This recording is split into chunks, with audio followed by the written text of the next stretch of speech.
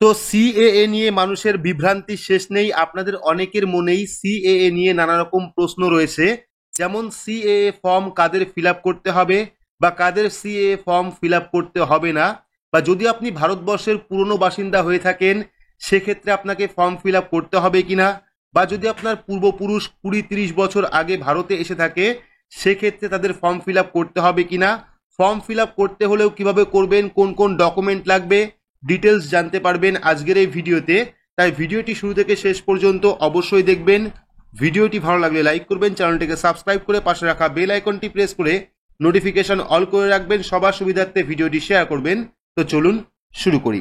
তো ভিডিও শুরুতে একটা কথা বলে রাখি, সিএএ আইন কিন্তু নাগরিকত্ব দেওয়ার আইন, কারো নাগরিকত্ব এই আইনের মাধ্যমে বাতিল হবে না, এমনটাই জানিয়েছেন স্বরাষ্ট্রমন্ত্রী অমিত শাহ। তো এবার আমরা প্রশ্নে চলে আসবো। দেখতে পাচ্ছেন প্রথম যে প্রশ্ন সেটা হলো কারা নাগরিকত্ব পাবে, অর্থাৎ এই সিএ এর মাধ্যমে কারা কারা নাগরিকত্ব পাবে। তো এখানে বলে রাখা ভালো, যারা 2014 সালের 31শে ডিসেম্বরের পূর্বে, অর্থাৎ 2014 সালের 31শে ডিসেম্বরের আগে ভারতে এসেছেন তারাই কিন্তু এই নাগরিকত্ব পাবেন। তবে তার জন্য তাদের ভারতে প্রবেশ করার তারিখ, ভারতে প্রবেশ করার জন্য ভিসা বা ইমিগ্রেশন স্ট্যাম্প ইত্যাদি কিন্তু প্রদান করতে হবে। এবার দেখে নেব কিভাবে সিএএ সিস্টেম কাজ করবে। তো গোটা প্রক্রিয়ায় হবে অনলাইনে আবেদন করতে হবে। প্রথমে আপনাদের আবেদনটি জেলা কমিটির কাছে যাবে, তারপরে কিন্তু এটি ক্ষমতাপ্রাপ্ত কমিটির কাছে পাঠাবে। এটি মোট 8 সদস্যর একটি bench, IB, foreign, regional office, registration office, post office এবং স্টেট ইনফরমেশন অফিসাররা থাকবেন এই কমিটিতে। অর্থাৎ টোটাল 8 সদস্যের একটি কমিটি থাকবে যেটা কিন্তু ভেরিফাই করবে। তো এবার 3 নাম্বার প্রশ্ন হলো সিএ এর অধীনে নাগরিকত্বের জন্য কি কি নথির প্রয়োজন, অর্থাৎ ডকুমেন্টের কি কি প্রয়োজন। দেখতে পাচ্ছেন ভারতীয় নাগরিকত্ব পেতে অনলাইন ফর্মে তপশিল 1 এর অধীনে 9 ধরনের নথি চাওয়া হয়েছে। অর্থাৎ 1 যে ফর্ম রয়েছে সেখানে কিন্তু 9 ধরনের ডকুমেন্ট চাওয়া হয়েছে। সেখানে 1 যে ফর্ম, সেই 1 এর অধীনে কিন্তু 20 ধরনের ডকুমেন্ট চাওয়া হয়েছে। তো ফর্ম 1 9 ধরনের ডকুমেন্ট, ফর্ম 1 20 ধরনের ডকুমেন্ট এবং ফর্ম 1 হলফনামা জমা দিতে হবে। এই 3 দেশের উদ্বাস্তু অমুসলিমদের পাসপোর্ট, শিক্ষা সনদ, জন্ম সনদ, ড্রাইভিং লাইসেন্স অর্থাৎ জন্ম প্রমাণপত্র, শিক্ষা প্রমাণপত্র, ড্রাইভিং লাইসেন্স, জমি সংক্রান্ত কাগজপত্র দেখাতে হবে। এছাড়াও আবেদনকারীরা ভারত সরকার কর্তৃক জারি করা Aadhaar card, driving license, ration card, জন্ম শংসাপত্র, প্যান কার্ড, জমির নথি, বিদ্যুৎ এবং জলের বিল, বিবাহের শংসাপত্র ইত্যাদি দেখিয়ে নাগরিকত্বের জন্য কিন্তু আবেদন করতে পারেন। এই হলো ডকুমেন্ট লিস্ট। দেখতে পাচ্ছেন 3টে রয়েছে।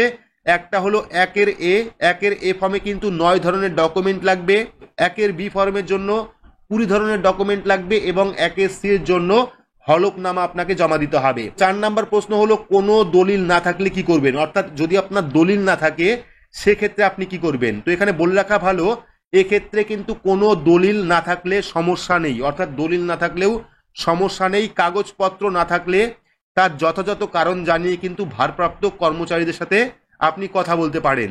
তো 5 নাম্বারে কি রয়েছে, ফর্ম পূরণ করতে হবে কি। দেখতে পাচ্ছেন আবেদন ফর্মে আবেদনকারীকে তার বাবা মা এবং মহিলা হলে স্বামীর নাম উল্লেখ করতে হবে। এছাড়াও তিনি কোন দেশ থেকে এসছেন, কতদিন ধরে ভারতে বসবাস করছেন, ভারতে কি করছেন এবং কোন ধর্মের অনুসারী, এই সব তথ্য কিন্তু উল্লেখ করতে হবে ফর্মের মধ্যে। এবার 6 নাম্বার প্রশ্ন হচ্ছে বিবাহিত এবং অবিবাহিতর জন্য ফর্ম কি আলাদা রয়েছে কিনা, অর্থাৎ যদি আপনি বিবাহিত হন বা যদি আপনি অবিবাহিত হন সেক্ষেত্রে ফর্মের কি আলাদা ক্যাটাগরি রয়েছে কিনা। সেক্ষেত্রে অবশ্যই ফর্ম কিন্তু আলাদা রয়েছে। ওয়েব পোর্টালে এর জন্য আলাদা ফর্ম রয়েছে। আপনি যদি ভারতে আসার পরে কোনো ভারতীয়কে বিয়ে করেন তবে সে সম্পর্কেও কিন্তু তথ্য দিতে হবে। শিশুদের জন্য কিন্তু আলাদা ফর্ম দেওয়া হয়েছে। 7 নাম্বারে রয়েছে অপরাধমূলক রেকর্ডের ক্ষেত্রে কি হবে। তো এখানে বলে রাখা ভালো, কোনো রকম অপরাধমূলক রেকর্ড থাকলে তার তথ্য দিতে হবে। সরকার যদি মনে করে যে এই ধরনের ব্যক্তিকে নাগরিকত্ব দেওয়া দেশের জন্য ক্ষতিকর প্রমাণিত হতে পারে তাহলে কিন্তু তার ফর্ম বাতিল করার অধিকার রয়েছে সরকারের।